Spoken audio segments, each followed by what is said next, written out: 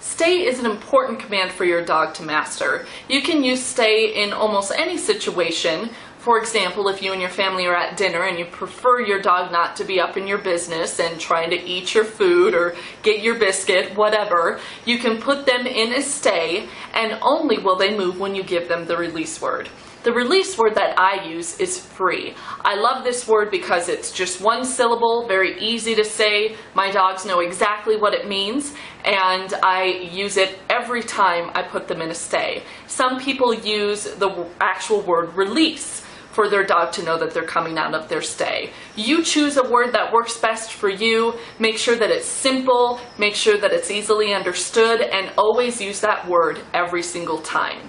Stay is something that you use for long periods of time. I just used the example for at the dinner table.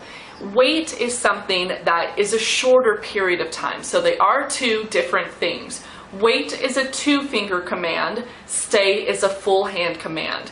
If you're wanting them to wait, normally you just put them in a sit. For example, my dogs are not allowed in the kitchen. So if I want to go grab a quick glass of water, I will have them sit, put them in a wait, grab my glass, come back out, tell them okay. Short period of time, they know what I'm asking them to do.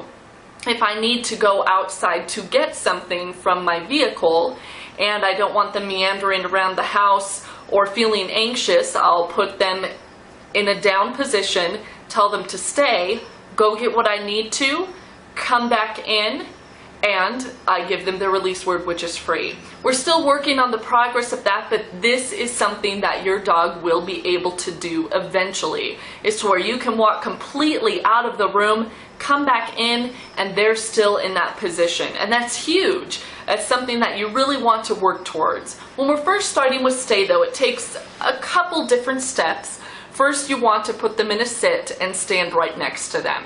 You will put them in a sit, which again is treat in the hand, fist, and put it towards their nose, tell them to sit. Once that is done, give them the treat, tell them good sit. Next, what you want to do is tell them to stay, which you put right in front of their face. You tell them to stay. Wait a few seconds, give them a treat, tell them good stay. Wait a few more seconds, give them a treat and tell them good stay. Wait a few more seconds, give them the release word, and give them lots of love and praise. Again, when working with puppies, you cannot practice this for long periods of time because they will lose focus. So make sure that you're only doing it for about 10 or 15 seconds. Wait a little bit, switch where you're at. For example, if you were in the bedroom, make sure to go to the family room next time. Practice this again. As you're going along, your dog will build endurance because they're understanding what you're asking them. So you'll be able to go from 5 seconds to 15 seconds in between each treat. So you'll again try it. Put them in a sit, tell them to stay, wait 15 seconds, give them a treat, tell them good stay. Wait 15 more seconds, give them a treat and tell them good stay. Then you give them the release word. You continue to build upon their time. Once your dog can reach 45 seconds per increment, you can start to back away from your pet, and you will give them the command stay. You will take a couple of steps back, wait 45 seconds or more if you prefer, take the steps forward and give a treat. Take a few more steps back again, walk forward, tell them good stay. Take a few more steps back, wait your seconds, and then give them the release word. What you're doing is, again, you're building their endurance and building what they know about stay. Again, long periods of time.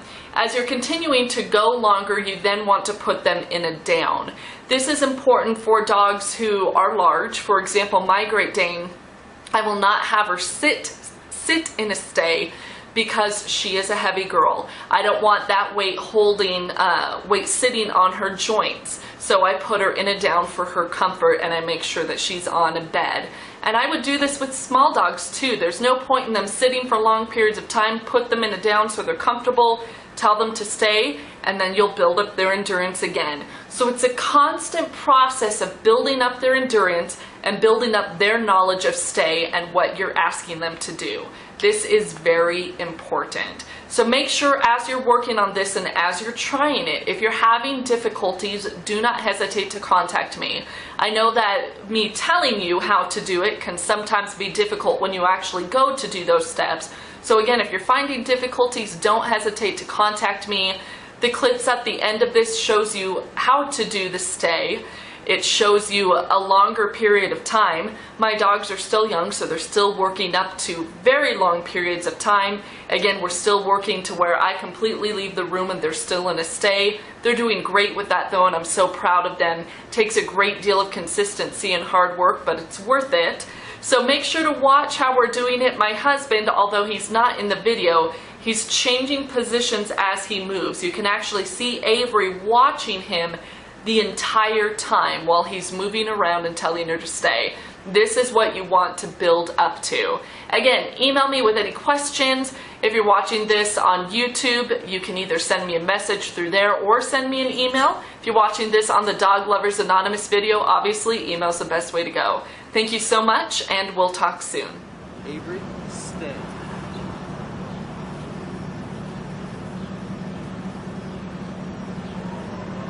Right there.